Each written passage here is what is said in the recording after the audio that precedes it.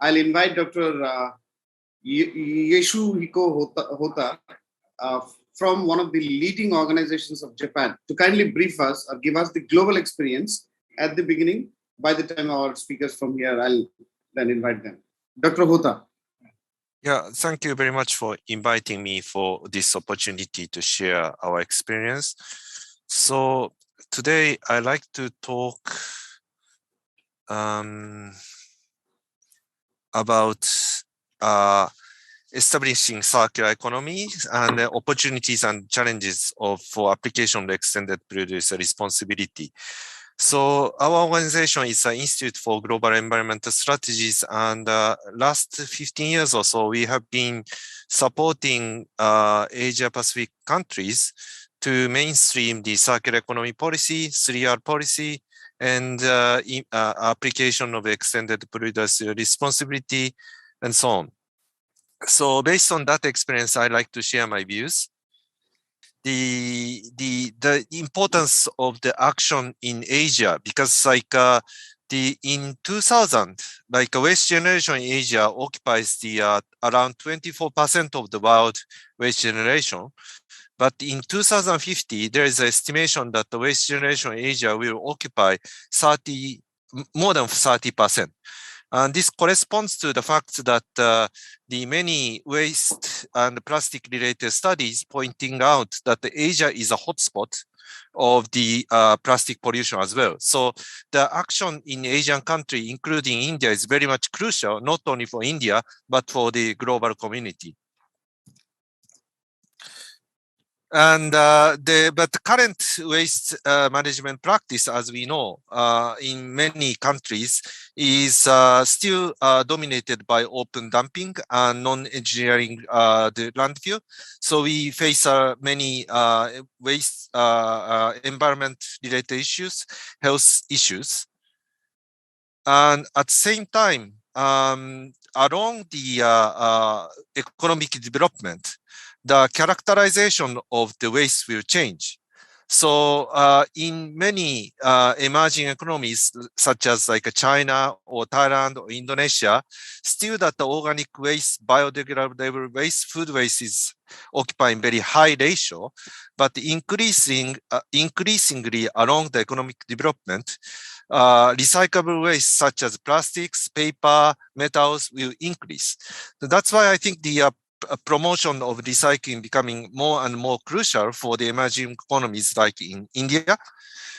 And as we all know that recycling has many benefits, not only by promoting for the environment, but as a colleague from the Pollution Control Department mentioned, that it has many opportunity for replacing the virgin metals, virgin materials, and then reducing the consumption of the virgin materials. At the same time, that as we know that recycling now in the many developing economies is dependent on mainly on the market-driven activity, but along the rapid economic development and also the increasing waste generation and environmental awareness, it is becoming difficult to continue only as a market activity. So we need a governmental intervention as well as collaboration with industrial sector to promote recycling in more organized manner.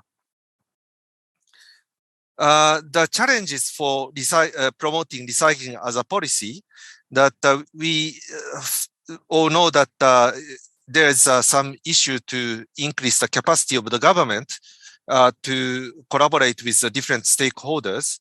And also, not only the Ministry of Environment or Ministry in charge of the urban development can handle this issue, but you need to collaborate many other ministries, like a ministry in charge of industrial policy and so on.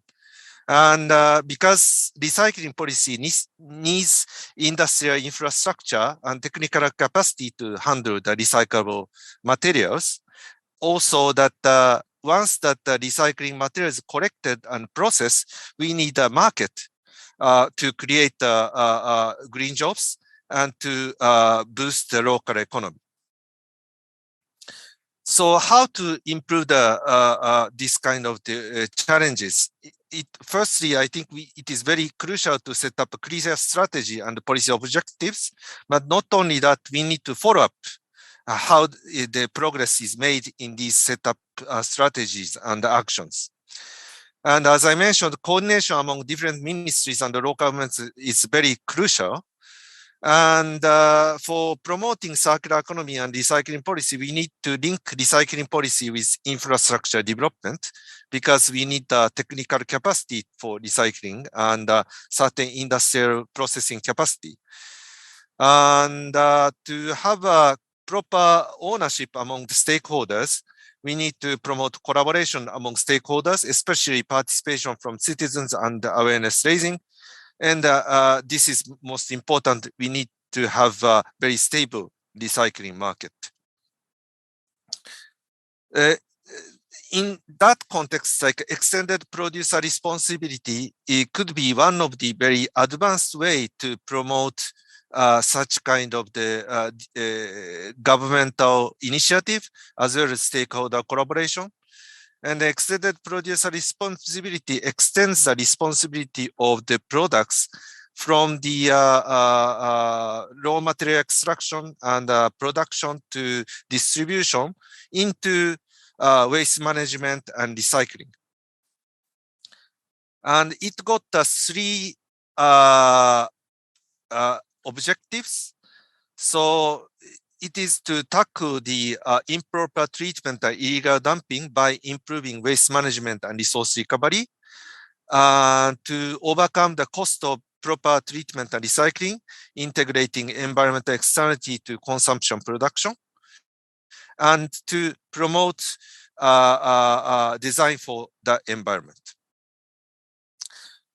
As India started to incorporate the extended producer responsibility concept to its recycling policies, many Asian countries started to introduce this concept. And I think the plastic pollution has posed a new opportunity to introduce further to packaging and plastics. And that is likely to going to expand to not only to developed economies, but for emerging economies such as India, China, and other countries.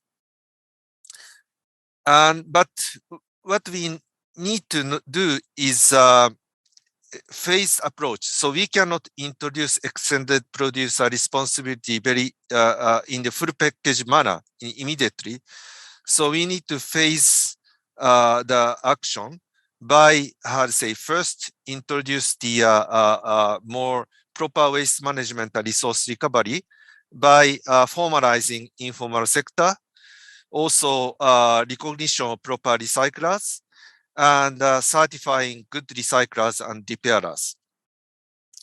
Secondly, what is important is to establish a closed loop or recycling loop. For that, we need to establish a product take-back scheme, some financial mechanism, and sustain by utilizing such kind of financial mechanism to encourage sustainable waste management practices.